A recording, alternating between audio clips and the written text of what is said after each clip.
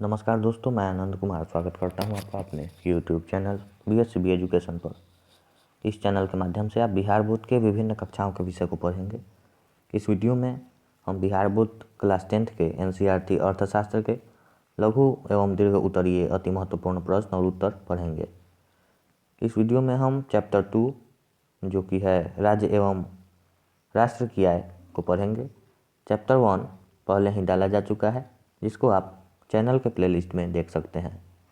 तो चलिए शुरू करते हैं आज का वीडियो। पहला प्रश्न, आय क्या है?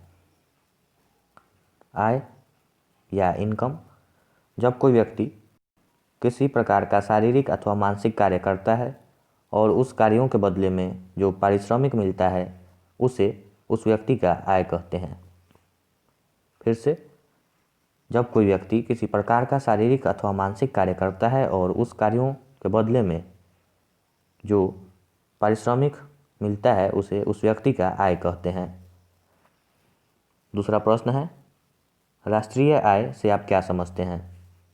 राष्ट्रीय आय का मतलब किसी देश में एक वर्ष में उत्पादित वस्तुओं एवं सेवाओं के कुल मूल्य से लगाया जाता है। दूसरे शब्दों में, वर्ष भर में किसी देश में अर्जित आय की कुल मात्रा को राष्ट्रीय आय कहा जाता है। फॉर्मूला के रूप में देखें तो राष्ट्रीय आय इक्वल टू उपभोग प्लस विनियोग। फॉर्मूला के रूप में राष्ट्रीय आय इक्वल टू उपभोग प्लस विनियोग या y equal to C plus I, जहाँ y इक्वल टू राष्ट्रीय आय, C इक्वल टू उपभोग व्यय और I इक्वल टू विनियोग।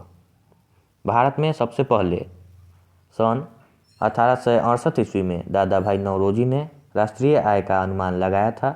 उन्होंने अपनी पुस्तक poverty and the on British rule in India में प्रति व्यक्ति वार्षिक आय 20 रुपये बताया। प्रश्न 3, सकल घरेलू उत्पाद से क्या समझते हैं? उत्तर, किसी देश में किसी दिए हुए वर्ष में वस्तुओं और सेवाओं की जो कुल मात्रा उत्पादित की जाती है उसे सकल घरेलू उत्पाद कहा जाता है। किसी देश में किसी दिए हुए वर्ष में वस्तुओं और सेवाओं की जो कुल मात्रा उत्पादित की जाती है उसे सकल घरेलू उत्पाद कहा जाता है। प्रश्न 4, कुल या सकल राष्ट्रीय उत्पादन से क्या समझते हैं? उत्तर, किसी देश में एक साल के अंतर्गत जितनी वस्तुओं तथा सेवाओं का उत्पादन होता है उनके मौद्रिक मूल्य को कुल राष्ट्रीय उत्पादन कहते हैं। प्रश्न 5, शुद्ध राष्ट्रीय उत्पादन से क्या समझते हैं? उत्तर, राष्ट्रीय उत्पादन को प्राप्त करने के लिए हमें कुछ खर्च करना पड़ता है, अतः कुल राष्ट्रीय उत्पादन में से इन खर्चों को घटा देने से जो शेष बचता है वह शुद्ध राष्ट्रीय उत्पादन कहलाता है। प्रश्न 6, प्रति व्यक्ति आय से आप क्या समझते हैं? प्रति व्यक्ति आय अथवा पर कैपिटा इनकम राष्ट्रीय आय में देश की कुल जनसंख्या से भाग देने पर जो भागफल आता है उसे प्रति व्यक्ति आय कहते हैं। राष्ट्रीय आय में देश की कुल जनसंख्या से भाग देने पर जो भागफल आता है उसे प्रति व्यक्ति आय कहते हैं। इसका आकलन निम्न प्रकार से किया जाता है, प्रति व्यक्ति आय इक्वल टू राष्ट्रीय आय बटा देश की कुल जनसंख्या। प्रति व्यक्ति आय इक्वल टू राष्ट्रीय आय बटा देश की कुल जनसंख्या। प्रश्न 7, राष्ट्रीय आय की गणना में होने वाली कठिनाइयों का वर्णन करें। उत्तर, राष्ट्रीय आय की गणना में होने वाली कठिनाइयाँ निम्न हैं। पहला, आंकड़ों को एकत्र करने में कठिनाइयाँ। दूसरा, दोहरी गणना की संभावना। और तीसरा, मूल्य मापने में कठिनाई। तो पहला है आंकड़ों को एकत्र करने में कठिनाइयाँ। पूरे देश के लोगों की आय को हम उत्पादन के रूप में या उसकी आय के रूप में आंकते हैं और इस आंकड़ों को एकत्रित करने में अनेक कठिनाइयाँ आती हैं। यदि सही आंकड़े उपलब्ध नहीं हो तो राष्ट्र के विकास की सही स्थिति नहीं प्राप्त होती है। दूसरा है दोहरे गणना की संभावना, अर्थात पूरे राष्ट्र के लोगों की उत्पादन अथवा आय के आंकड़ों को एकत्र करना सहज नहीं होता है। भौगोलिक और मानवीय संसाधन की संरचना ऐसी होती है कि कभी कभी एक ही आय या उत्पाद को 2 स्थान पर अंकित कर दिया जाता है, जिस कारण राष्ट्रीय आय से अधिक आय दिखने लगती है। तीसरा और अंतिम है मूल्य मापने में कठिनाई।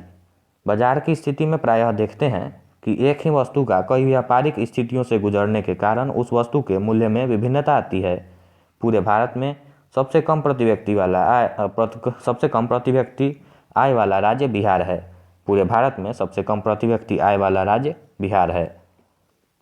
प्रश्न 8, भारत में राष्ट्रीय आय की गणना किस संस्था के द्वारा होती है? उत्तर, भारत में राष्ट्रीय आय की गणना केंद्रीय सांख्यिकी संगठन के द्वारा किया जाता है। भारत में राष्ट्रीय आय की गणना केंद्रीय सांख्यिकी संगठन के द्वारा किया जाता है।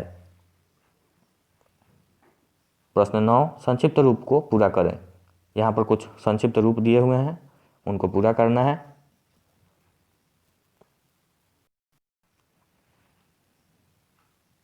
Number A, GDP equal to gross domestic product अथवा सकल घरेलू उत्पाद। Number B, PCI equal to per capita income अथवा प्रति व्यक्ति आय। नंबर सी,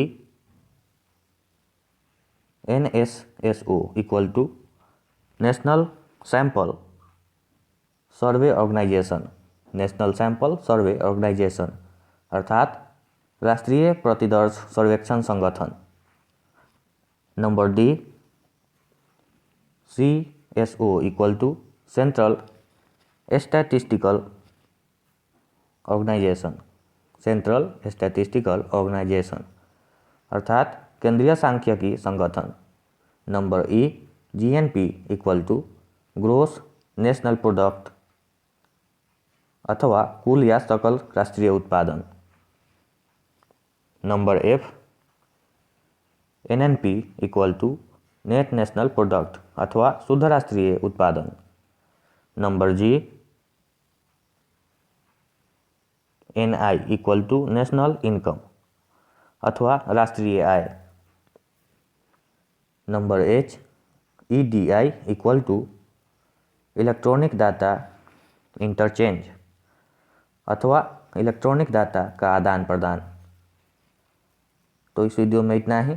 अगर ये वीडियो आपको अच्छा लगा है तो इस वीडियो को लाइक और शेयर करना न भूलें तथा हमारे YouTube चैनल BSCB एजुकेशन को सब्सक्राइब करना न भूलें, क्योंकि बिहार बोर्ड से रिलेटेड और भी वीडियो इस पर आते रहेंगे।